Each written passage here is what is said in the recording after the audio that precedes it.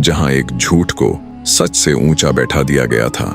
चंद्रसेन अभी अपने ओसारे में बैठा ही था कि तभी बाहर नौकरों की भागदौड़ फिर से शुरू हो गई। हम संभालेंगे। जो हुआ भला इनसे बुरा अब क्या होने को बाकी रह गया। सोचता हुआ वह भी उसी दिशा में दौड़ पड़ा। पहुंचते ही देखा कुछ लोग गिरते संभलते हवेली की ओर आते दिखे।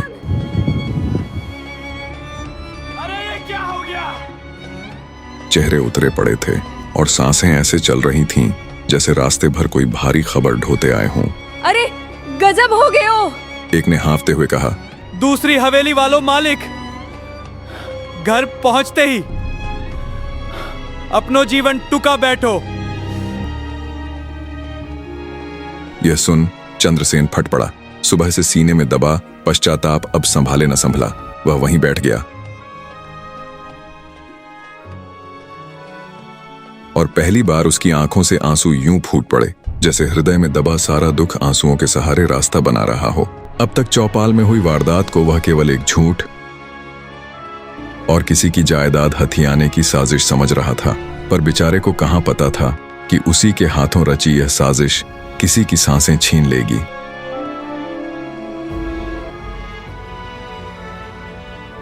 अपने पूरे वजूद पर कालिख पुती समझ डरा सहमा वह धीरे धीरे अपने कमरे की ओर लौटने लगा। उधर लोगों का क्या है, लग गए अपने काम में। हाय राम। इतनी भी क्या शर्म आ गई जो जान से ही हाथ धो बैठा। लोगों का सामना कैसे करता बेचारा। हाँ बेचारा, कितना मुश्किल होगा उसके लिए। लोग तो उसे देखकर तरस खाएंगे। अब क्या करेगा वो।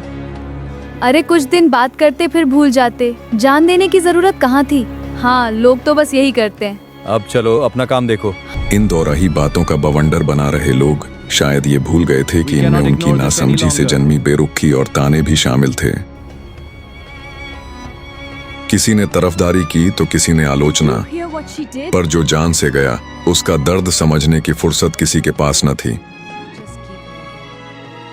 उल्टा लोग उनकी मौत पर भी राय बांटने लगे। उधर चंद्रसेन अपने कमरे में आकर बैठ गया। अब जाकर उसे अपनी करनी का भार समझ आने लगा था। शायद अगर उस रात वह पुलिंदा वहां न रखता तो ये नौबत न आती। इसी उधेड़बुन में डूबा चंद्रसेन खुद को कोस ही रहा था कि तभी कहानी आगे भी जारी रहेगी। शुरुआती भाग देखने के लिए नीचे दिए गए लिंक पर क्लिक करें। धन्यवाद।